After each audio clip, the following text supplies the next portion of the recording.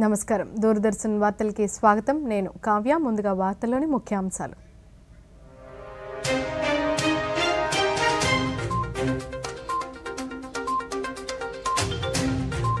ఉపాధి హామీ పథకం కింద సొంత గ్రామాల్లోనే ప్రజలకు పనులు కల్పించామన్న ఉప ముఖ్యమంత్రి పవన్ కళ్యాణ్ తపాలా శాఖను బలోపేతం చేసేలా పార్సిల్ విభాగంపై ప్రత్యేక దృష్టి పెట్టామన్న కేంద్ర కమ్యూనికేషన్ శాఖ సహాయ మంత్రి డాక్టర్ పెమ్మసాని చంద్రశేఖర్ రాష్ట్ర వ్యాప్తంగా ప్రపంచ జల దినోత్సవ కార్యక్రమాలు ఒంగోలులో జలశక్తి కేంద్రాన్ని ప్రారంభించిన మంత్రి డోలా శ్రీ బాల వీరాంజనేయ స్వామి ప్రధానమంత్రి మన్ కీ బాత్ కార్యక్రమం ఈ నెల 30వ తేదీ ఆదివారం ఉదయం 11 గంటలకు ప్రసారం వార్తల్లోని వివరాలు చూద్దాం. ప్రపంచ జల దినోత్సవాన్ని పురస్కరించుకొని ప్రతి ఒక్కరూ నీటి సంరక్షణకు నడుం బిగించాలని ప్రధానమంత్రి నరేంద్ర మోదీ పిలుపునిచ్చారు. జల సంరక్షణ విధానాలను ప్రతి ఒక్కరూ పాటించాలన్నారు. నీటి సంరక్షణ స్థిరమైన అభివృద్ధిని ప్రోత్సహించేందుకు ప్రభుత్వం కట్టుబడి ఉందని పునరుద్ఘాటించారు. నాగరికతకు నీరు జీవనాడని పేర్కొన్న ప్రధాని భవిష్యత్ తరాలకు జలాలను భద్రంగా అందించాల్సిన బాధ్యత ప్రతి ఒక్కరిపైన ఉందని పేర్కొన్నారు. ఈ మేరకు ప్రధానమంత్రి సామాజిక మాధ్యమంలో ఓ వీడియోను దేశ ప్రజలతో పంచుకున్నారు.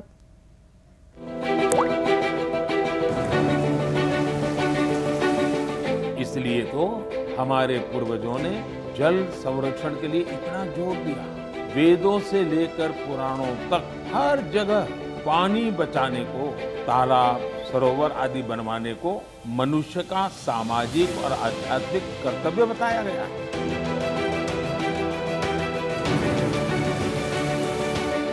हम सब ने एक कहावत कई बार सुनी होगी, बिन पानी सब सूख, बिना पानी जीवन पर संकट तो रहता ही है, व्यक्ति और देश का विकास भी ठप पड़ जाता है।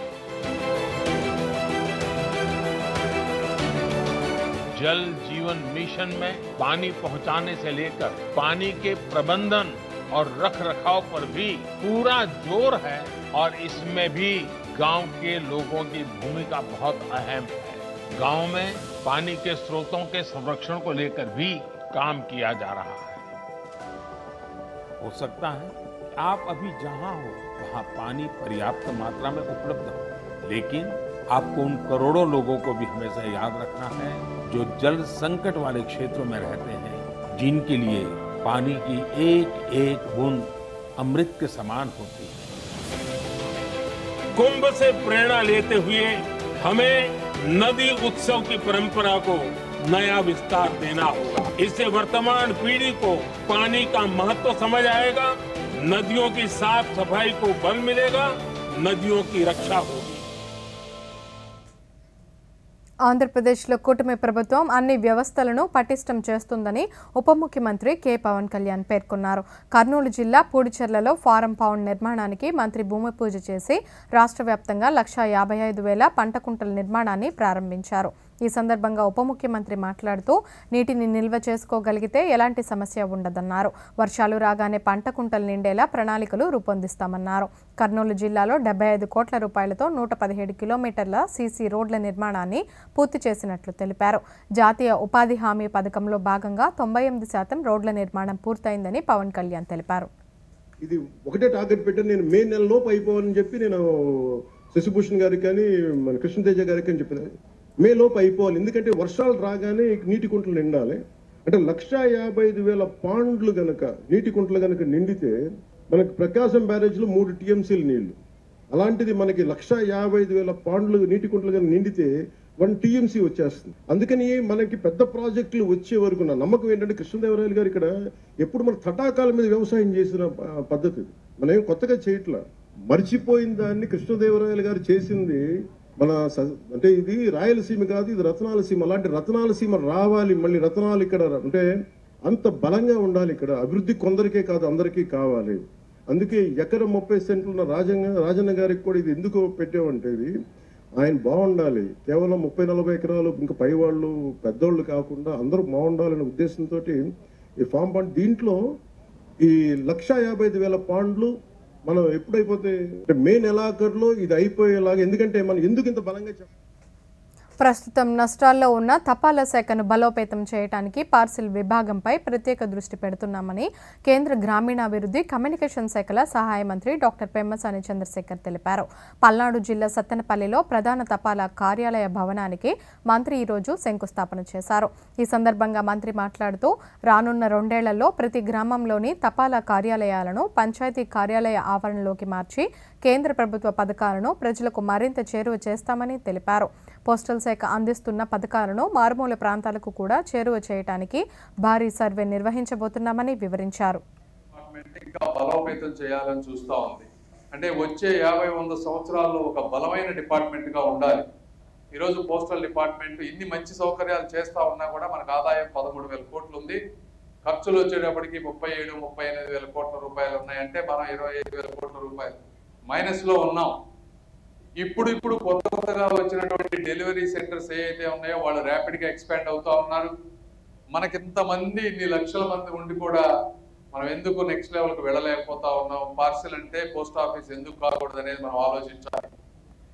ఇంటికి వచ్చి పార్సిల్ తీసుకొచ్చే సౌకర్యం ఉండాలి, డెలివరీ ఆన్ టైమ్ లో ఉండాలి, అదేవిధంగా అకౌంటబిలిటీ ఉండే విధంగా ఉండాలి. ఇవి అటువంటి మార్పులన్నీ కూడా త్వరలో మేము తీసుకొస్తా ఉన్నాం. పార్సల్ డిపార్ట్మెంట్ లో ప్రతి విలేజ్ లోకి వెళ్ళి పోస్టల్ డిపార్ట్మెంట్ వాళ్ళు ప్రతి ఇంటికి వెళ్ళి ఎక్స్ప్లెయిన్ చేసి ప్రతి ఇంట్లో 3-4 ఈ పథకాలు ప్రతి వాళ్ళకి ఉండే విధంగా చేస్తే 1 పోస్టల్ డిపార్ట్మెంట్ కు మేలు జరుగుతుంది, 2 మీకు ఇన్సెంటివ్ వస్తుంది. ప్రకాశం జిల్లాలో నిర్వహించే నీటి సంరక్షణ కార్యక్రమాల్లో భాగస్వాములు కావాలని రాష్ట్ర సాంఘిక సంక్షేమ శాఖ మంత్రి డాక్టర్ డోల శ్రీ బాలవీరాంజనేయ స్వామి అన్నారు.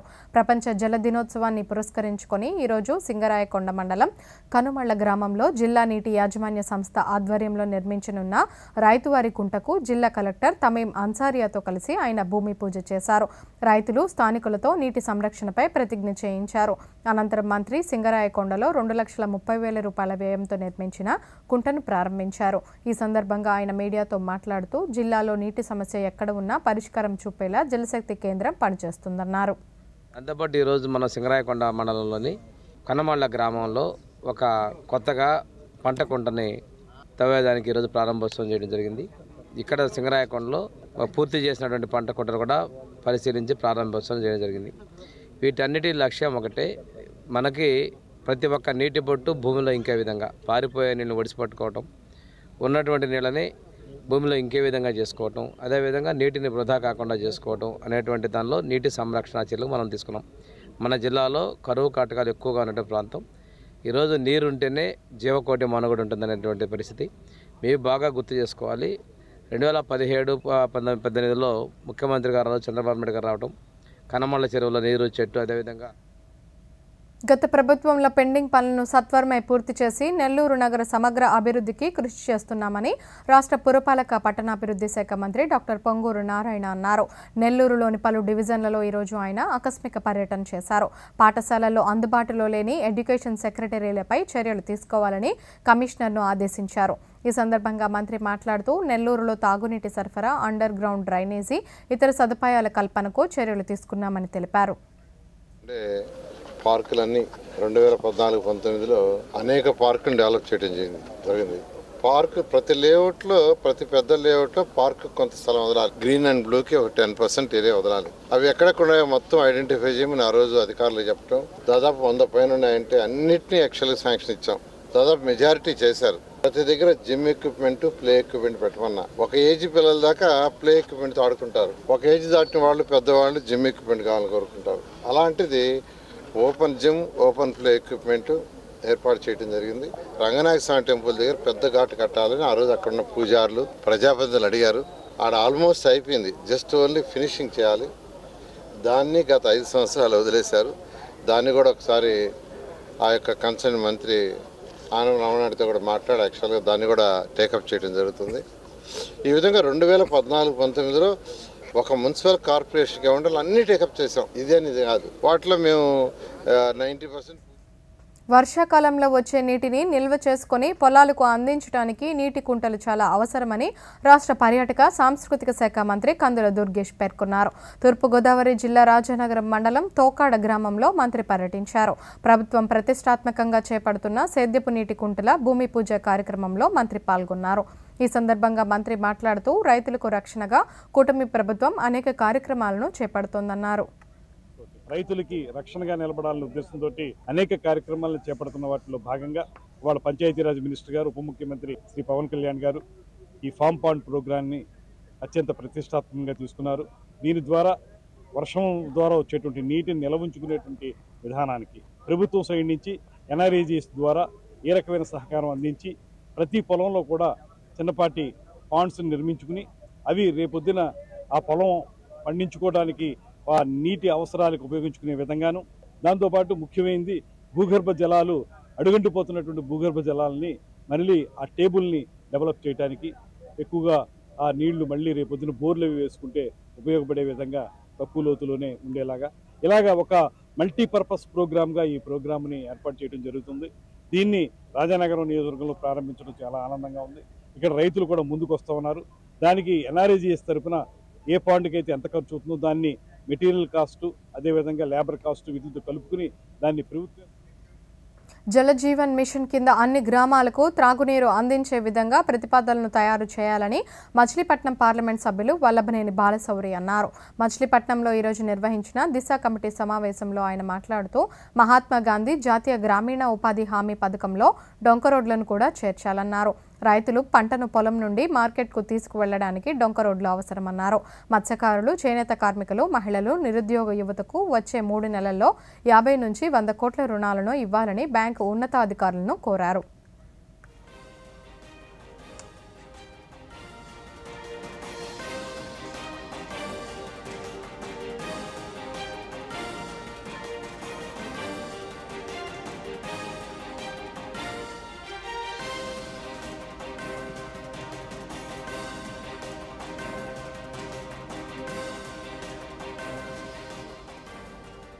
యువత రాజకీయంగా, సామాజికంగా ఎదగడానికి కేంద్ర ప్రభుత్వం అనేక కార్యక్రమాలు నిర్వహిస్తుందని అనంతపురం పార్లమెంట్ సభ్యులు అంబికా లక్ష్మీనారాయణ తెలిపారు.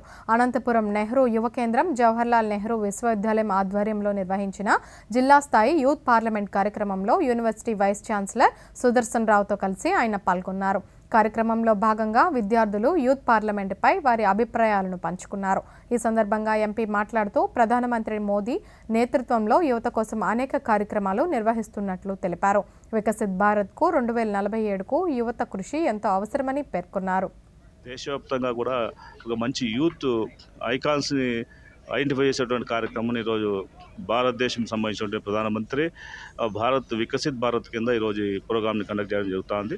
ఈ ప్రోగ్రామ్ ఇక్కడ ఆర్గనైజ్ చేసేటువంటి వీరందరూ కూడా ఈరోజు అనేక మంది విద్యార్థులు వాళ్ళ సామర్థ్యాన్ని ఈరోజు అందరికీ తెలియజేయడం జరుగుతూ ఉంది. తద్వారా సెలక్షన్స్లో మంచి ఉన్నతమైన స్థానం వచ్చి భారతదేశానికి భవిష్యత్తు యువతే కారణము, యువతే ఒక దిశానిర్దేశాన్ని ఇవ్వాల్సినటువంటి బాధ్యతని ప్రధానమంత్రి గారు అప్పచెప్పారు. కాబట్టి అదేవిధంగా మాన్యశ్రీ గౌరవ నారా చంద్రబాబు నాయుడు గారు అనునిత్యం కూడా ఒక యువకుడిలాగా పనిచేస్తూ యువతని మరింత ప్రోత్సహిస్తూ గతంలో ఏ విధంగా అయితే ఐటీ ముందు తీసుకొచ్చారో అదే తిరుపతి గంగమ్మ ఆలయాన్ని టీటీడీ నిధులతో మరింత అభివృద్ధి చేస్తామని తిరుమల తిరుపతి దేవస్థానం చైర్మన్ బిఆర్ నాయుడు తెలిపారు. తిరుపతిలోని గంగమ్మ ఆలయాన్ని ఈరోజు ఆయన దర్శించుకున్నారు. ఈ సందర్భంగా బిఆర్ నాయుడు మాట్లాడుతూ గంగమ్మ ఆలయ పునర్నిర్మాణానికి 4 కోట్ల రూపాయల నిధులు అవసరమని వచ్చే పాలక మండలి సమావేశంలో అవసరమైన నిధులు విడుదల చేస్తామన్నారు.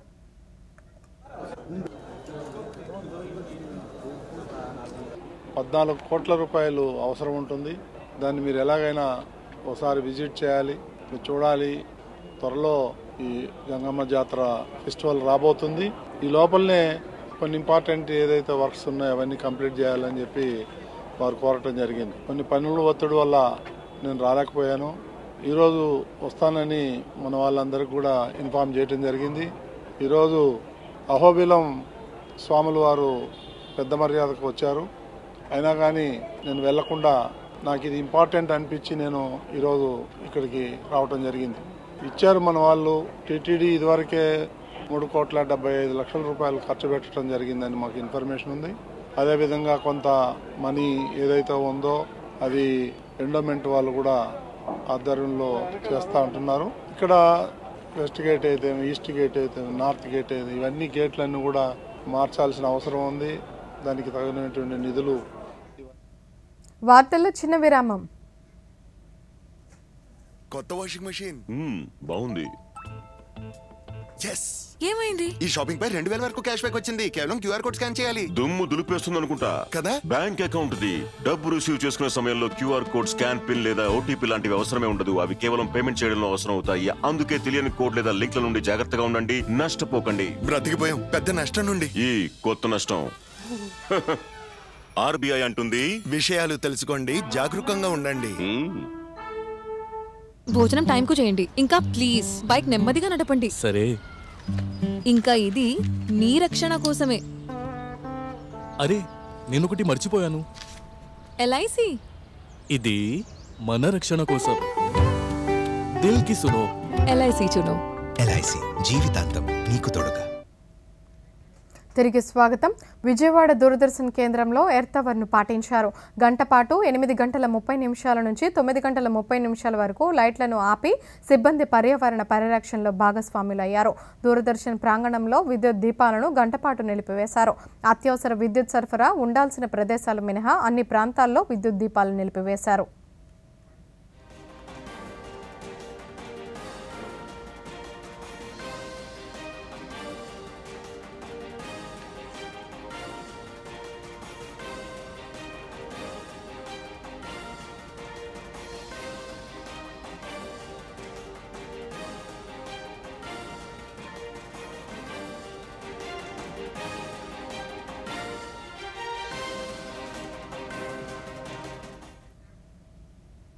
ఆన్లైన్ బెట్టింగ్ యాప్స్ మోజులో పడి యువత భవిష్యత్తును నాశనం చేసుకోవద్దని శ్రీకాకుళం జిల్లా కాశీబుగ్గ డీఎస్పీ వెంకట అప్పారావు అన్నారు. పలాసలో ఈరోజు బెట్టింగ్ యాప్ల నిరోధంపై నిర్వహించిన అవగాహన ర్యాలీలో ఆయన మాట్లాడుతూ రాష్ట్ర ప్రభుత్వం బెట్టింగ్ యాప్స్పై కఠినంగా వ్యవహరిస్తోందన్నారు. ఈ ర్యాలీలో విద్యార్థులు, సేవా సంస్థలు, పోలీసులు పాల్గొన్నారు.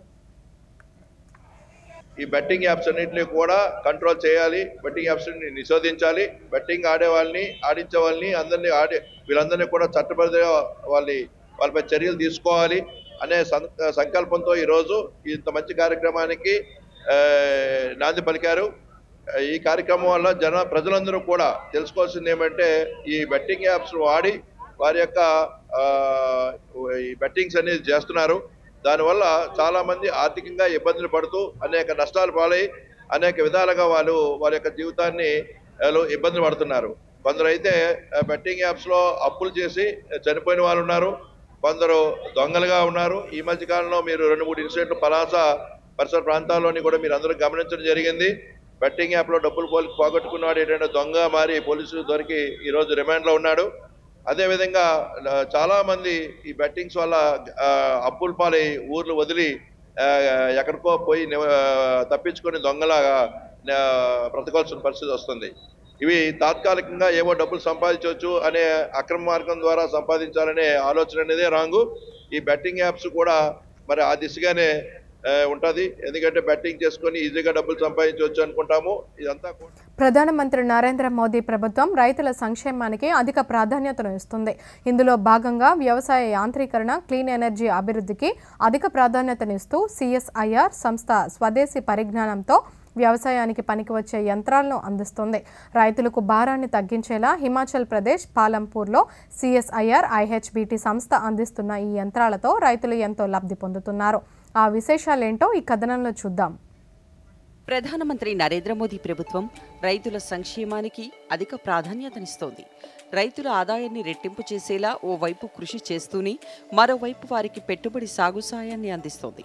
అంతేకాక ప్రాచీన పద్ధతిలో ప్రకృతి వ్యవసాయం వైపు రైతులను ప్రోత్సహిస్తూనే మరోవైపు వ్యవసాయ పనులకు కూలీల ఖర్చు తగ్గించేలా యాంత్రీకరణను ప్రోత్సహిస్తోంది. ఇందుకోసం ప్రధానమంత్రి నరేంద్ర మోదీ నేతృత్వంలోని కేంద్ర సైన్స్ అండ్ టెక్నాలజీ మంత్రిత్వ శాఖ పరిధిలోని కేంద్రీయ యాంత్రిక ఇంజనీరింగ్ పరిశోధనా సంస్థ CSIR వంటి ప్రభుత్వ పరిశోధనా సంస్థలు కృషి చేస్తున్నాయి. ఆత్మనిర్భర్ భారత్ లక్ష్యాలను సాధించే దిశగా ముందుకు తీసుకువెళుతున్నాయి. ఇందులో భాగంగా వ్యవసాయ యాంత్రీకరణ, క్లీన్ ఎనర్జీ అభివృద్ధికి అధిక ప్రాధాన్యతనిస్తూ స్వదేశీ పరిజ్ఞానంతో రైతులకు భారాన్ని తగ్గించేలా హిమాచల్ ప్రదేశ్ పాలంపూర్లో సిఎస్ఐఆర్ ఐహెచ్బిటి సంస్థ రైతులకు ఈ యంత్రాలను అందిస్తోంది. గ్రీన్ హౌస్ వాయు ఉద్గారాలను మరింత తగ్గించి శిలాజ ఇంధనాల కొరతను పరిగణనలోకి తీసుకుని సిఎస్ఐఆర్ కేంద్రీయ యాంత్రిక ఇంజనీరింగ్ పరిశోధన సంస్థ దుర్గాపూర్ అభివృద్ధి చేసిన ఎలక్ట్రిక్ టెల్లర్, ఎలక్ట్రిక్ ట్రాక్టర్లు రైతులకు మేలు చేస్తున్నాయి. రైతులు ఈ ట్రాక్టర్, ఈ టిల్లర్ను ప్రత్యక్షంగా చూసి స్వయంగా నడిపి వారి అనుభవాన్ని తెలిపారు. ఆధునిక వ్యవసాయంతో ముడిపడి ఉన్న అతి ముఖ్యమైన యంత్రాలలో ట్రాక్టర్లు ఒకటి. చిన్న, సన్నకారు రైతుల అవసరాలను దృష్టిలో ఉంచుకొని పూర్తిగా స్వదేశీ పరిజ్ఞానంతో సిఎస్ఐఆర్ ప్రైమా ET11 అభివృద్ధి చేశారు. ఈ ట్రాక్టర్ 80% ఎలక్ట్రిక్ ఆధారితంగా పనిచేస్తుంది. దీనిని మహిళా రైతులు సైతం సులభంగా ఉపయోగించేందుకు అనుకూలంగా డిజైన్ చేశారు. డీజిల్ ఖర్చు తగ్గించేందుకు ఎలక్ట్రిక్ ట్రాక్టర్ దోహదపడుతుందని సిఎస్ఐఆర్ కేంద్రీయ యాంత్రిక ఇంజనీరింగ్ పరిశోధన సంస్థ డైరెక్టర్ డాక్టర్ నరేష్ చంద్ర ముర్ము తెలిపారు. ఆయన మాట్లాడుతూ డీజిల్ ఖర్చు పెరుగుతుండటంతో వ్యవసాయంలో ప్రత్యామ్నాయ ఇంధనం కోసం పరిశోధనలు జరుగుతున్నాయన్నారు. ఈ ఎలక్ట్రిక్ ట్రాక్టర్ వ్యవసాయ పనులే కాకుండా మరిన్ని విభిన్న వినియోగాలకు కూడా ఉపయోగించవచ్చు అని తెలిపారు. इलेक्ट्रिक ट्रैक्टर इसमें मेन फायदा है जो आपका 4 घंटा ट्रैक्टर के केस में 4 घंटा आप खेती बाड़ी कर सकते हैं और हॉलेज में जैसे ट्रांसपोर्ट में आप कर सकते हैं 6.5 आवर्स. तो ये दोनों आपका मेजर बेनिफिट और इसका मेन पर्पस है आपका वाइब्रेशन कम है, इसका फैटिक कम होता है, आप ज़्यादातर काम कर सकते हैं. ये एक मेजर एडवांटेज है. और ये एक मेजर प्रॉब्लम एडवांटेज है जो ये महिला का देख के किया गया है सो दैट जो ट्रेडिशनल अटर साड़ी में हम लोग पहन के भी काम कर सकते हैं. ట్రాక్టర్ మరియు టిల్లర్ను ప్రత్యక్షంగా నడిపిన హిమాచల్ రైతులు చాలా సులభంగా నడిపించవచ్చును అని, తక్కువ శిక్షణతోనే ఇది నేర్చుకునేలా ఉందని తమ అనుభవాలను పంచుకున్నారు.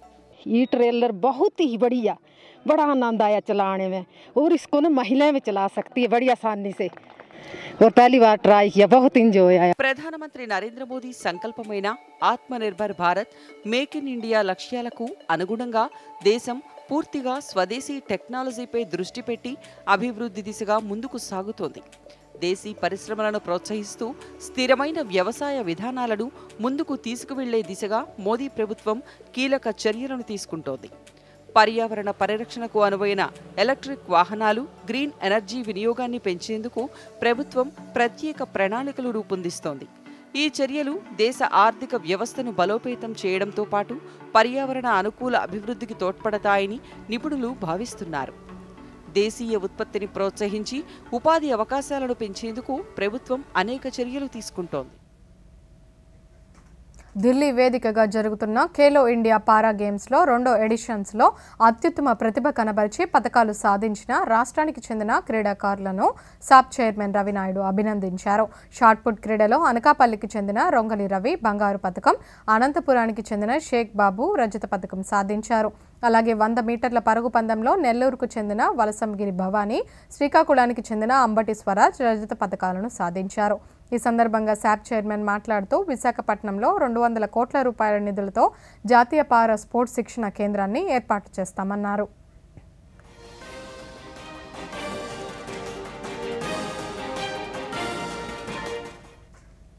ఏక్ భారత్ శ్రేష్ఠ భారత్ కార్యక్రమంలో భాగంగా ఈరోజు రాజ్ భవన్లోని దర్బార్ హాల్లో జరిగిన బీహార్ రాష్ట్ర అవతరణ దినోత్సవ వేడుకలకు రాష్ట్ర గవర్నర్ ఎస్ అబ్దుల్ నజీర్ ముఖ్య అతిథిగా హాజరయ్యారు. ఈ సందర్భంగా గవర్నర్ మాట్లాడుతూ బీహార్ గొప్ప ఆధ్యాత్మిక చారిత్రక నేపథ్యం ఉన్న ప్రాంతంగా అభివర్ణించారు. వాల్మీకి, గౌతమ బుద్ధుడు, లార్డ్ మహావీరుడు, శ్రీ గురు గోవింద్ సింగ్ జీ మహారాజ్ వంటి గొప్ప ఆధ్యాత్మిక నాయకులకు నిలయంగా ఉందన్నారు. ఏక్ భారత్ శ్రేష్ఠ భారత్ కార్యక్రమం వివిధ రాష్ట్రాలు, కేంద్రపాలిత ప్రాంతాల సంస్కృతి సంప్రదాయాలపై జ్ఞానాన్ని పంచుకోవటానికి, దేశ ఐక్యత సమగ్రతను బలోపేతం చేయడానికి వీలు కల్పిస్తుందన్నారు.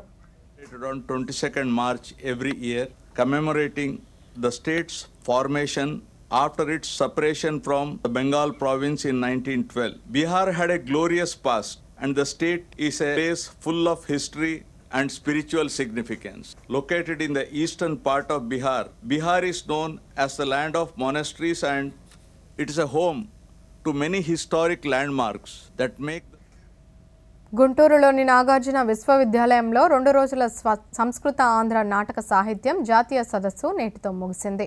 ఈ సదస్సులో నాటకరంగ వైభవాన్ని, ప్రభావాన్ని, సమాజంలో నాటకం పాత్ర ఔచిత్యాన్ని ఆచార్య అప్పాజ్యోతుల సత్యనారాయణ సోదాహరణంగా వివరించారు. దూరదర్శన్ కేంద్ర ప్రాంతీయ వార్తా విభాగాధిపతి డాక్టర్ జి కొండలరావు మాట్లాడుతూ ప్రపంచమంతా ఒక నాటక రంగమని, అందులో పాత్రధారులు సమాజంలోని పౌరులని, వారి ప్రవేశ నిష్క్రమణాదులు జీవన నాటక రంగానికి అనుగుణంగా జరుగుతాయని విశ్లేషించారని, ఈ విషయాన్ని ప్రముఖ ఆంగ్ల నాటకకర్త కవి విలియం షేక్స్పియర్ ఏనాడో తెలిపారన్నారు. ఈ సదస్సులో వర్సిటీ రిజిస్ట్రార్ ఆచార్య జి సింహాచలం, సినీ సీరియల్ కళాకారుడు నాయుడు గోపి పాల్గొన్నారు.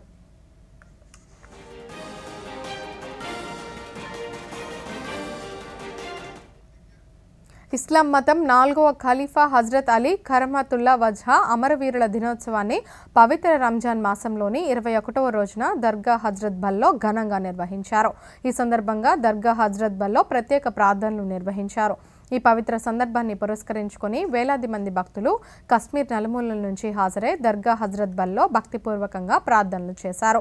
ముఖ్యంగా ఇక్కడి దర్గాలో భద్రపరిచి ఉన్న పవిత్ర అవశేషాలను దర్శించుకోవడానికి భక్తులు అధిక సంఖ్యలో తరలివచ్చారు. భక్తుల నినాదాలతో ఈ ప్రాంతమంతా పవిత్రతను సంతరించుకుంది. భద్రతా కారణాల దృష్ట్యా పోలీసులు కట్టుదిట్టమైన ఏర్పాట్లు చేశారు.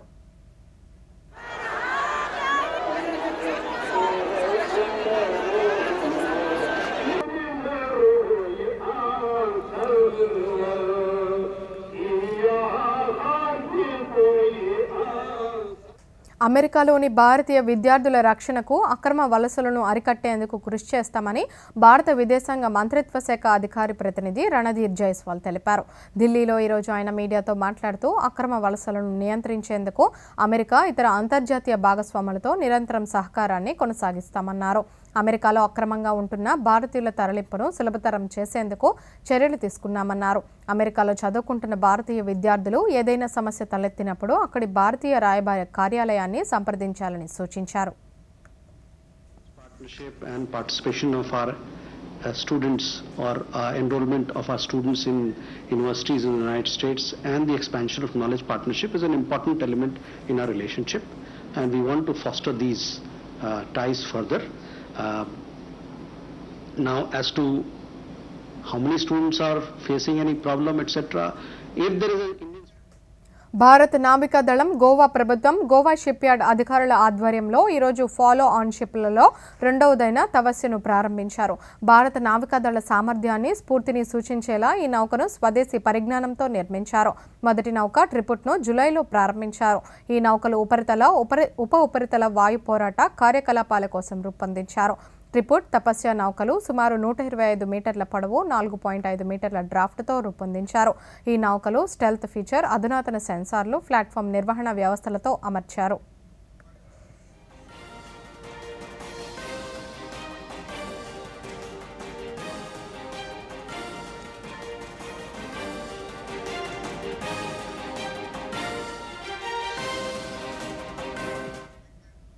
ప్రపంచ visual entertainment summit waves media వినోద పరిశ్రమల్లో చర్చలు, సహకారం, ఆవిష్కరణలు ప్రోత్సహించడానికి కీలకమైన వేదికగా నిలుస్తుంది.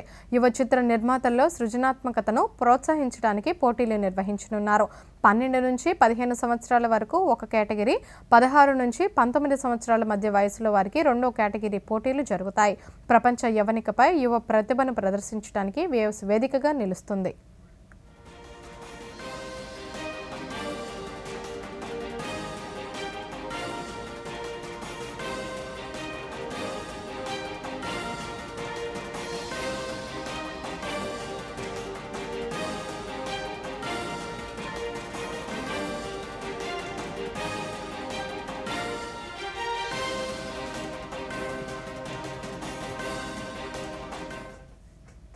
ప్రధానమంత్రి నరేంద్ర మోదీ తన మనసులోని భావాలను దేశ ప్రజలతో పంచుకునే మన్ కీ బాత్ కార్యక్రమం 120వ సంచిక ఈ నెల 30వ తేదీ ఆదివారం ఉదయం 11 గంటలకు ప్రసారమవుతుంది. ప్రజలు తమ అభిప్రాయాలను నమో యాప్ ద్వారా కానీ, స్వర సందేశాలను అయితే 1800117800 నెంబర్కు ఈ నెల 28వ తేదీలోగా పంపవచ్చు. అలాగే www.mygov.in వెబ్సైట్ ద్వారా కానీ 1922 నెంబర్కు మిస్డ్ కాల్ ఇవ్వడం ద్వారా తిరిగి మన మొబైల్కి వచ్చే సంక్షిప్త సందేశంలోని లింక్ ద్వారా కూడా అభిప్రాయాలను తెలియచేయవచ్చు. ఆకాశవాణి సమన్వయంతో దూరదర్శన్ ఛానళ్లు మన్ కీ బాత్ కార్యక్రమాన్ని ప్రసారం చేస్తాయి. ఈ కార్యక్రమ తెలుగు అనువాదం వెనువెంటనే దూరదర్శన్ సప్తగిరిలో ప్రసారమవుతుంది.